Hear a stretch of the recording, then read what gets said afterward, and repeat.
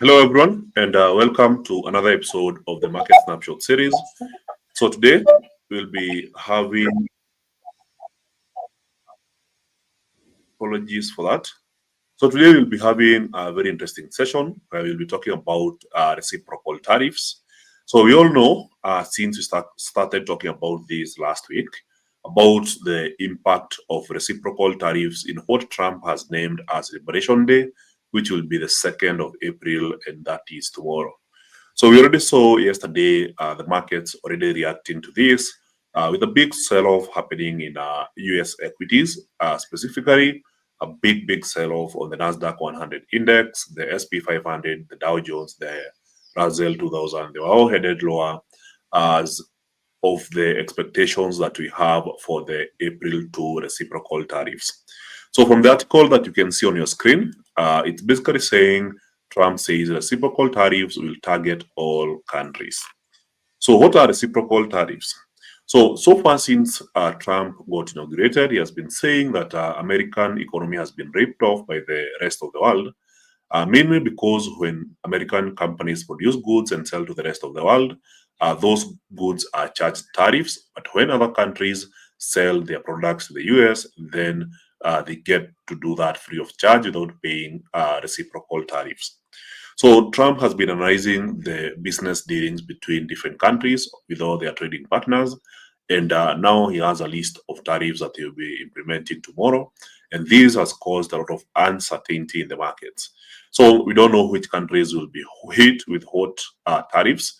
So once they announce that tomorrow, we'll be seeing a lot of volatility in the markets, and that may explain why we have seen big volatility on the VIX. And also, we have seen volatility on US equities and also a very big flight to safety or to safe haven assets, with the key idea being a lot of investors are buying gold. So far, we have seen gold hit a new all-time high on Monday as well as today, and we could be seeing more volatility in gold happening later today.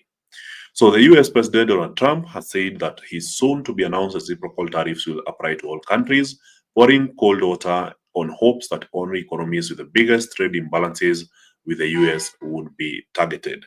So before I proceed, I would like to issue a disclaimer that this session does not constitute investment advice. It's not a recommendation to trade, so you should always do your own due diligence and, of course, practice proper risk management. So I know today's session is a bit different, so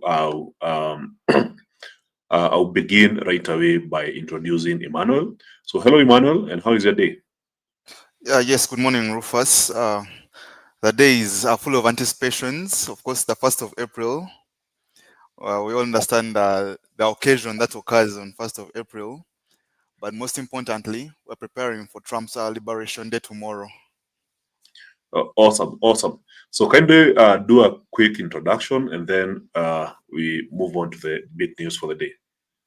All right. Good morning, everyone. It's a pleasure to be here. My name is Emmanuel Boto, and I'm the education partner from Uganda. So, yeah, I'm looking forward to engaging and sharing insights that you can be able to use to navigate the financial markets together and see to profitability. Awesome. So to everyone listening, Emmanuel will be helping us on the market snapshots, especially considering that we've been doing it from Monday through to Thursday with a blank day on Friday. So with Emmanuel's support, and yet we'll have another surprise in the week. We'll have Prudence also joining us. So this way we'll be able to provide more quality content, deeper insights, and spread the sessions throughout the week. And these will stretch from Monday through to Friday. So from what we can see here on this particular article, he said that you'd start with all countries, essentially all of the countries that we are talking about. Trump remarks come after his administration has played down scope of the tariffs set to be unveiled on the 2nd of April, which the US president has dubbed the Liberation Day. White House economics advisor Kevin Hazel suggested earlier this month that the measures would be heavily focused on 10 to 15 countries that account for the bulk of the US trade deficit. So there are more than 100 countries that don't really have any tariffs on us. and don't have any non-tariff barriers. So Trump himself also appeared to play down the severity of the upcoming tariffs last week, saying the reciprocal measures would be very lenient and the people would be surprised. However, outside of that, there's other countries already preparing to face these tariffs. So, for instance, over the weekend, we saw China, Japan, and South Korea basically announcing that they will jointly respond to US tariffs. So, China, Japan, and South Korea agreed to jointly respond to US tariffs. A social media account affiliated with Chinese state media said on Monday, an assertion Seoul called somewhat exaggerated, while Tokyo said there was no such discussion. The state media comments came after the three countries held their first economic dialogue in 5 years on Sunday, seeking to facilitate regional trade as the Asian export powers brace against US President Donald Trump's tariffs. So outside of that, when we look at the current rally in gold and the flight to safety, as investors don't want to handle the uncertainty around Liberation Day, we have seen a lot of investors going for gold. There has been a lot of central bank demand, but most importantly, there's a concern about German gold. So as for from this article on Political, where is the gold? Germany's conservatives sound the alarm over reserves in the US. So as we speak today, Germany keeps over 100 billion euros worth of gold reserves in the New York Federal Reserve, and now they are questioning whether their gold is there. So can the United States be trusted with Germany's gold? Its leader is trying to cripple the country's most important industry. His deputy thinks it's a pathetic freeloader. The man who has their ear in is throwing hot roots like Nazi salutes and openly interfering in its elections to support a far-right party that its own intelligence service thinks is a threat to the constitution. No wonder then that some politicians in Germany are worried that what was for decades seen as one of the world's most reliable storehouses might not be secure after all. So this week, we expect to see more development on this story as Germany now pushes to verify whether their gold is still held in the US. So Germany holds the world's second largest gold reserves and keeps at 7% of them, about 1,236 metric tons, worth 113 billion euros in vaults of the New York Federal Reserve. Those holdings of precious metal guarantee that should the need ever arise, the Bundesbank has access to something it can change into US dollars. So among that, there's other highlights from the economic calendar side. This morning, we had data coming in from Australia, where the Reserve Bank of Australia decided to hold interest rates steady as expected at 4.10%. So we didn't have much of a movement from the Australian dollar pairs, but we'll be watching other news to try and understand where the markets might be headed next. So as of the top highlight for the day, we know that there is a core CPI flash estimates for the Eurozone. In this case, we're expecting that inflation may have slowed down to 2.5%, down from 2.6% in the prior reading. CPI flash estimate, 2.2%. This would be down from 2.3% in the prior reading, and unemployment rate in the Eurozone is expected to have remained at 6.2% in the month of March. So we'll be getting a speech at 3:30 p.m. from ECB President Lagarde, and of course, on the US side, we'll be getting a speech from FOMC member Bakin at 4 p.m. So the main event of the day will be the ISM manufacturing PMI data from the US. And in this case, we are looking at 5 p.m. With a slight slowdown in manufacturing expected, down from 50.3 to 49.5, where 50.0 is the midpoint. So levels below 50.0 indicate a contracting economy. So as we get into the first week of the month, we know that every first Friday of the month, we get the non-farm payrolls. But before we get to this Friday's non-farm payrolls, we'll get a couple of more data points on the US job market sector, with the first data point coming in today, which will be the JOLTS job openings. So this is a measure of the job advertisements in the US economy. So when they are high, we know that companies are looking to hire more people, expand business, and this is a healthy indicator of the job market. So in the prior reading, there was 7.74 million job advertisements, and we're expecting these to have slightly slowed down to 7.69, And as you can see, this has been the overall trend, basically showing that job advertisements have been slowing down since peaking in May 2022. So this is an indicator of a weakening job market, and we'll be following closely to see the actual outcome. So a very strong job market would mean that there's no pressure on the Fed to cut rates. And in that case, we could be seeing the Fed continuing to hold rates high, and that would be positive for the dollar. On the other hand, if the job openings really slow down, let's say we get a level below 7.69, then it would mean a worsening job market, and the Fed would be forced to react. In this case, the reaction is expected to be cutting rates, which would be negative for the US dollar.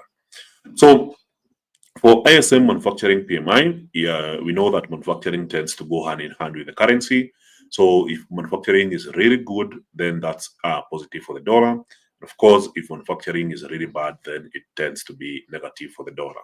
So as for the next Fed's decision, we know that it's happening in 36 days from now, which will be the 7th of May. And as per the CME FedWatch tool, or what you call the rate predictor, it basically shows the likelihood that the Fed will change federal target rate at upcoming FOMC meetings according to the interest rates traders. So use the CME FedWatch to track the probabilities of changes to the Fed rate as implied by the 30-day Fed funds futures prices. So from the chart here, you can see that there is already an 86.9% probability that the Fed will not be changing interest rates in the next meeting, which means that they will hold rates steady at between 4.25% and 4.5%, and a slight chance, 13.1%, that the Fed could eventually cut rates on the next meeting in May. So over the last 2 weeks, we have seen this probability move from 1%, and now it's up 13.1%. And this basically screams that the market is gaining more confidence that the Fed could consider a rate cut in the near future. So among that, I'll leave it on the other side to Emmanuel to share if there is more updates. And then on the second part of the presentation, we'll be doing some technical analysis. So hello, Emmanuel. Oh, yes, Rufus. Yeah. Oh, yeah, thanks for the insights on that.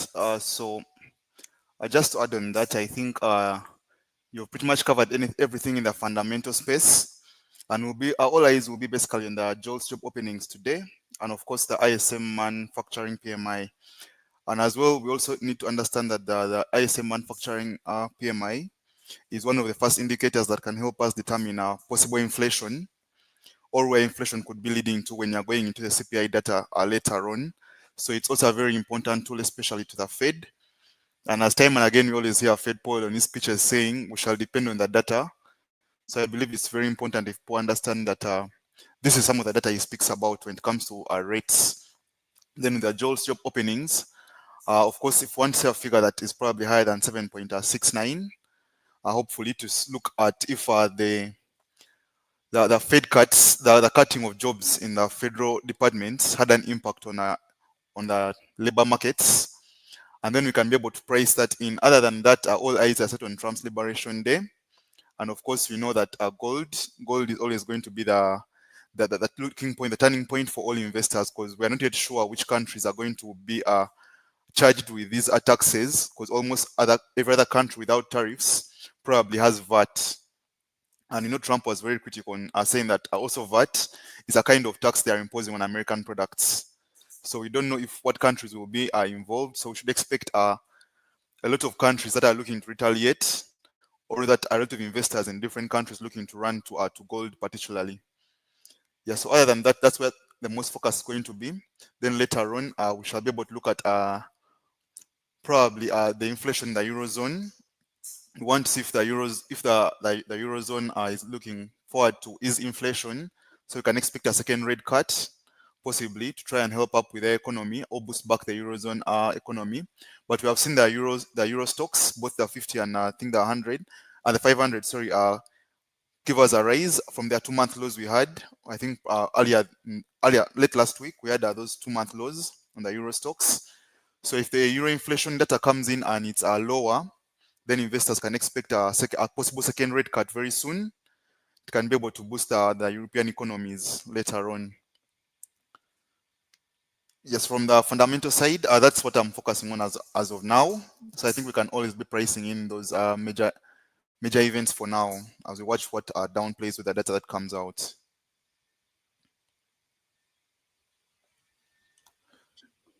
Perfect. Thank you, Emmanuel. So let's jump straight to some technical analysis. So I'll be sharing my screen. We try and understand some of the top market moves as of this morning. So I'll be starting with gold. Of course, it's the biggest thing happening in the markets today. So as you can see, even from last week, yes, we have some pullbacks, but these pullbacks are not lasting long. And every time we have some form of pullback, the market has responded with a strong push towards the upper side. And as we know, gold has been one of the best performing assets since the year started.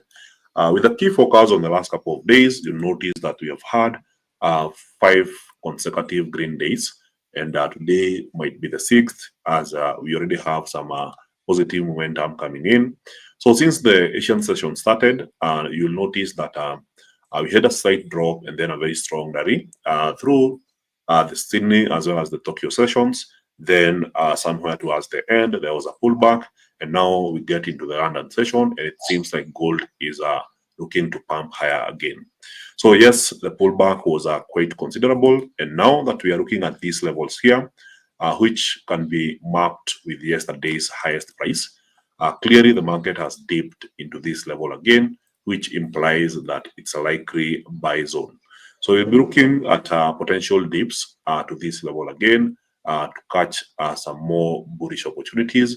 Remember, on a chart that is just moving higher and higher, then the trend is pretty much clear. It's a very bullish trend. And of course, it makes more sense to be looking for trades in the direction of the trend, in this case, bullish positions. So we are not looking to take short selling positions on gold. The trend is currently very strong. So of course, we also don't want to buy at the highest price possible. So we want to get a discount on the price. So every time you get a pullback, then it represents an opportunity to be looking for buys. So outside of gold, we've seen oil make an impressive run. So over the last, I would say, 3-4 weeks, we've seen oil make an impressive recovery. But of course, we know that long term, especially since Trump was inaugurated, he has been pressuring the market to get lower oil prices. We know that OPEC plus countries are expanding. The US is expanding production. So the current bull momentum that has lasted the last couple of weeks might be coming to an end, given that Trump is advocating for more oil production, and that would mean much lower prices. So given the price action that we saw yesterday in a very strong rally, you'll notice that the market peaked around $74.983 per barrel. And since then, you'll notice that there has been some form of a range, and the market is testing the lower side of the range, which would imply that we potentially get to a breakout and prices start changing direction. So in this case, reversal and a break below this area here would likely mean that the market drops far back to previous highs. In this case, down to around $73.461 per barrel. So as for the dollar index, it has been quite a mover with a lot of daily volatility moves up and down, up and down. But as of yesterday, we saw strong bullish momentum, and today it seems to be continuing. Having seen the market open with a gap towards the lower side, closing the gap, and now we are seeing the price going back downwards. But then overall, given yesterday's price action, we could be seeing the market continue to trade higher. So given the current volatility in the dollar index, we have already seen majors being impacted, with Euro USD making a recovery from the prior channel here. So we had the breakout here and projected that the market could likely head to 1.08622, which happened to be a nice play last week on Friday. Then yesterday we had a pullback, but overall you can see something peculiar happening in that the market is now forming a lower trend line. So a lower trend line is basically connecting the lows we had in the last days of last week versus the lows we are getting this week. So in this case, when I try to remove the noise here, you'll notice that Euro USD is now picking up some form of bullish momentum, with the last 4 days showing a sequence of higher lows as well as higher highs. And today we just bounced from the lower trend line, which implies that the market would likely bounce and move higher. In this case, looking to challenge the highest price that we saw yesterday, and this was around 1.08496. So for pound USD, this is what we are looking at. It's basically a market that is basically moving sideways for the last couple of weeks, with the exemption of this attempt to move higher 2 weeks ago. And in this case, you can basically see the struggle and the fight between buyers and sellers. In this case, notice that after the strong bullish momentum, the market has really slowed down. And in the last 3 weeks, I cannot definitively say that the pound has been moving higher or lower. It's more like this has been more of a sideways momentum. So clearly, we're looking at the market retesting these two extremes, either the lower or the upper side.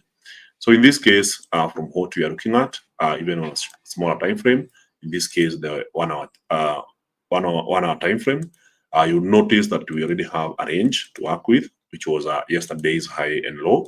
So with this increased volatility, where the pound was losing to the dollar, and then it made some recovery towards midnight.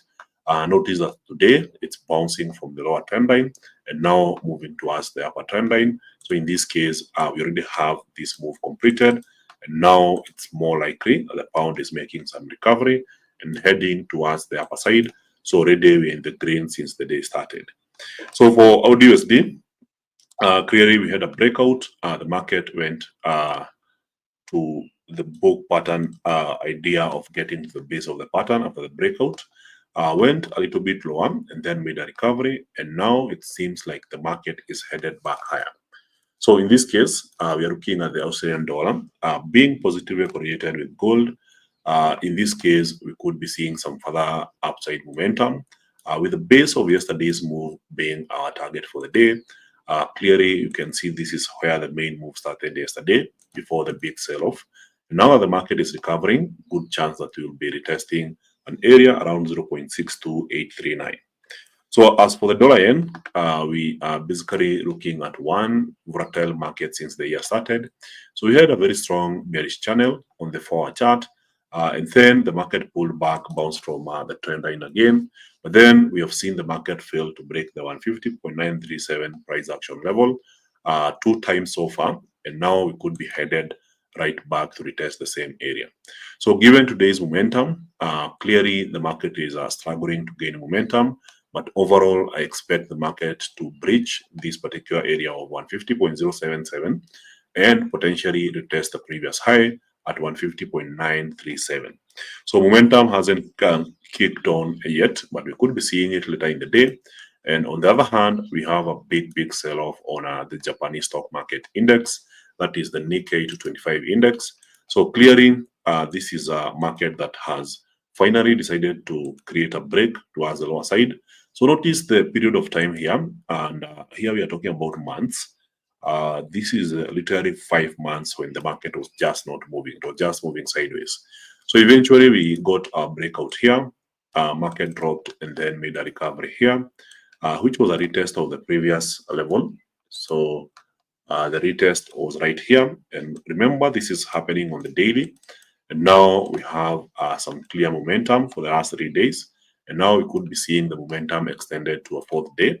And of course the next available target is somewhere around that 5,115 yen per share on the index. So more likely that the market continues with the bearish momentum, with the official pullback since the previous high, in this case being 16%, which means that the market has already entered correction territory, and if it continues moving lower, then it could be entering bearish territory. However, the worry and the scare about the 2nd of April is causing a market-wide panic, and that's why we are seeing a big sell-off in Japanese equities. So then on the US equities, we already saw a big sell-off happening with the UT100 or the Nasdaq, with the market basically dropping by about 7.57% last week, before making some form of recovery towards the evening yesterday. So today we are seeing a more positive market, and by positive I mean the market is really trying to make some recoveries from the sell-off we saw on Friday and yesterday. And in this case, the market is really struggling to break the high that we saw in the afternoon yesterday. So clearly, there will be a big test around this area here. That is 19,309. And if we happen to break, then we could be seeing likely strong bullish momentum, pushing to a previous support area now turned into a resistance. So potentially, we could be seeing the Nasdaq going for 19,468 price level. So for the US 30, we are basically looking at the same thing. Market struggling to make a recovery after the big sell-off that happened last week. So it seems like the US 30 or the Dow Jones Index is more aggressive. So in this case, if we happen to breach the previous high that we saw yesterday, then good chance that we extend the bullish recovery towards 42,273. And of course, for the SP500, it's also a very strong bullish momentum. So looking at the 1 hour chart, we are currently really testing a key level that was super hard to break yesterday in the evening. And now, if we happen to break it, then good chance that we see an acceleration higher and perhaps the market regains to 5,696. However, for the three indices and the analysis I've done, this is very risky, mainly because the April to reciprocal tariffs haven't been implemented yet. It's still a big unknown until tomorrow when it eventually happens. So if you are deciding to trade US equities, you have to be extremely careful because they could come crumbling down as soon as tomorrow or even later in the day today. So you have to trade it with a very tight stops, and if you decide to go for them, then make sure that you're constantly observing and managing your trades. But then between now and tomorrow, something crazy could happen. We could be seeing a very strong acceleration or even some wider market panic similar to what we saw yesterday and on Friday. So you have to be very prepared, or if you are not able to handle increased volatility, then perhaps look for other assets to trade. So Bitcoin also had a big sell-off. Of course, remember when we were in this channel, we expected a pullback, a test of the lower trend line and a bounce. But then what we eventually got was a big break happening late last week. And after the big break, Bitcoin managed to drop all the way down to around 81 to 60. And since yesterday, we have seen a strong bounce, and today we are seeing continued recovery. So good chance that Bitcoin progresses and makes some more highs. And in this case, if you look at the price action that we saw last week, especially on Friday, so good chance we'll be seeing the market retesting these areas here around 85 to 139 price action level. You can already see how significant the area is, given the activity that we saw here, and also here. So good chance that we see Bitcoin retesting these areas. So as for the dollar index, we have already seen it's pushing back downwards. And of course, some of these currencies are taking advantage, with the New Zealand dollar looking to make some form of recovery after the sell-off we saw yesterday. So from a smaller time frame, in this case, the 15 minutes chart, something seems to be shaping up, especially considering the price at midnight versus the highest price we have seen this morning. The lowest price yesterday versus the lowest price in the morning sessions today. And now it seems like the market is picking up some pace with a potential to rally towards the upper trend line. So in this case, we could be seeing a move towards the previous low, a low that we saw as the Asian session low yesterday. Could be our nice target as the market bounces from the lower trend line, now moving towards the upper side. So moving on to silver, we are basically seeing some good momentum happening with silver. Notice that last week we had this diamond pattern, and then the market managed to break to the upper side. Then once we go to a new high, there was a pullback, and if you look at the 15 minutes chart, then you notice that something is setting up. So whenever we have a very strong rally in gold, silver soon follows. So we could be seeing silver following suit and making some good momentum, just like gold. And now, given the low that we have seen today versus the low that we saw yesterday, we know that the market is attempting to make a higher low, which would be a base case for a market that is changing a trend.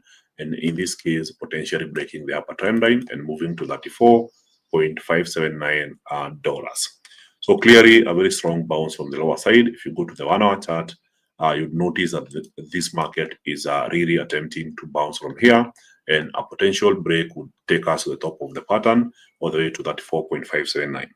So as for European equities, they're also making an impressive recovery this morning, given the big sell-off that we saw yesterday. So today they are really pushing high. We may have exhausted a majority of the move, but there's still more room for upside. So in this case, for the EU 50, good chance that we get to 53.22. For the German stock market index, also making an impressive recovery and reversing yesterday's price action. So good chance that we have a continued momentum upwards. We also have the Spanish IBEX, which is likely to recover from yesterday's sell-off. So good chance that the market continues and gets to the previous opening price of 13,007. And then for the French stock market index, this would most likely be our chart of the day, mainly because the market opened with a gap. So yesterday, we had a weekend gap where the market opened here, kept going down, made some recovery, and now we are going for the gap. So the gap is right here, and the market is looking to close the gap in this session or the current session. So good chance that we see continued momentum upwards. So in the next couple of minutes or hours, we could be seeing the market completely covering the gap. So target level is around 7,900. So clearly a good opportunity to take advantage of as the market looks to close the weekend gap. So outside of that, I would like to thank everyone who joined and participated in the Love and Money Festival that we had over the weekend. And of course, we all remember that we have the Bullish Banter podcast. So I would like to announce that we have a new episode coming up this week. So make sure to check it out. There's a lot more stuff happening, and we are looking to introduce a lot more features. So kindly give me a sec.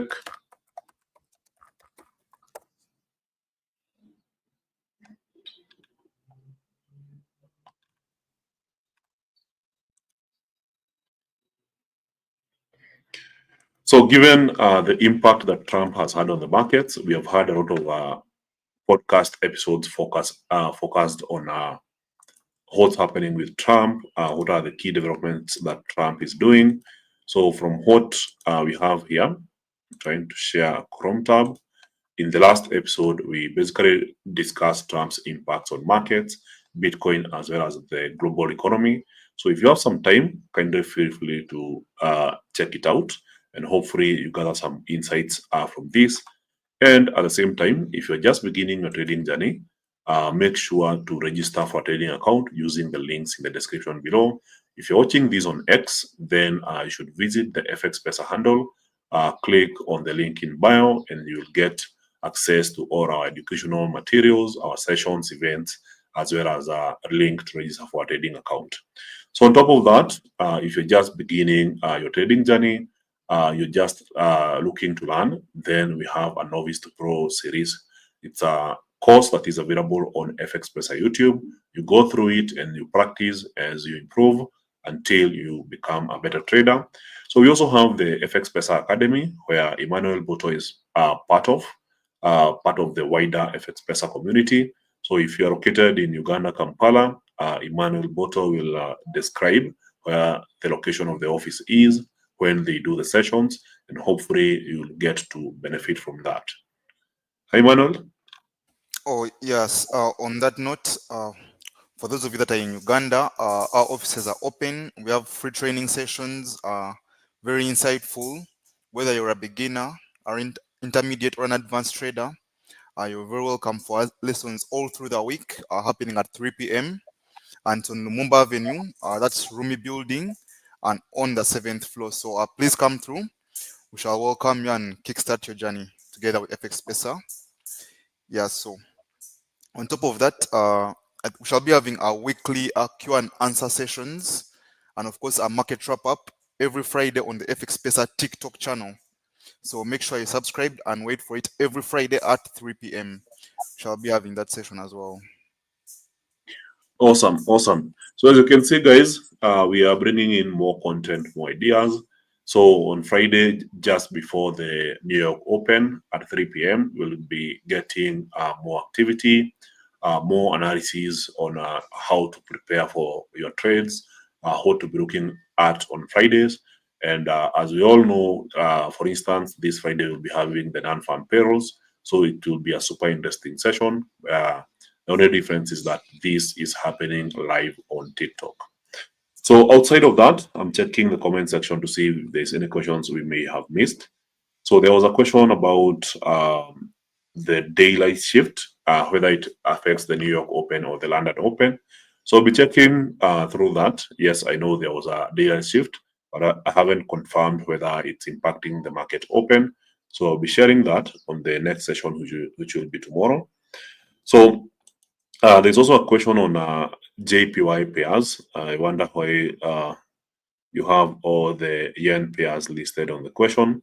The thing is, we already discussed the USD JPY, and that should tell you a lot. Whenever we cover the USD JPY, then you know the potential projections for the yen. So in this case, we already talked about key levels. We were on a bearish channel, we broke the channel, and now the market is moving higher. And now we have a sequence of highs and lows that are getting higher and higher. And in this case, we had a bit of a sell-off on Friday and Monday. The market bounced quite well, and today it seems like the market might be looking to extend this high. So the key level decision point is 150.077, and if we breach this area here, we could be headed for the previous high at 150.937. So in this case, we're expecting a much weaker yen. Of course, in this case, you could be looking to buy other currencies against the yen. So if you're looking at pound yen, a good chance that the pound will be gaining some ground against the yen. So it's more of a derivative of the pairs that we have already talked about. So if we discuss USD JPY, we discuss pound USD, then pound yen would be a derivative of pound USD and USD JPY. So it's quite accurate and quite mathematical. So in this case, a good chance that we will be seeing most of this market regain some ground against the yen. Since early morning, the yen was a bit strong. So now we are looking at a movement such as this, market getting right back to previous highs, given that the strong bearish momentum didn't continue. And as we entered London, we are seeing a shift in the direction of the markets. So that's it for the day. Thank you very much, everyone. Remember to like and subscribe to the channel. If you're watching this on X, remember to share this live session to other traders so that they can benefit from the presentation.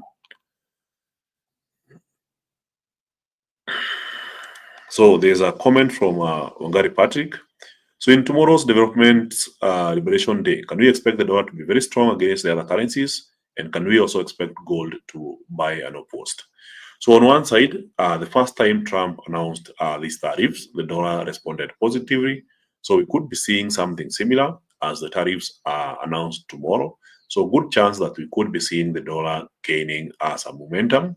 So on the other hand, as for gold, I would use the buy the rumor, sell the news approach, in that a lot of the bullish momentum we have been seeing in gold has been in anticipation of Trump's Liberation Day tariffs. So in this case, if there's confirmation of the news, good chance that we could be seeing gold doing the exact opposite.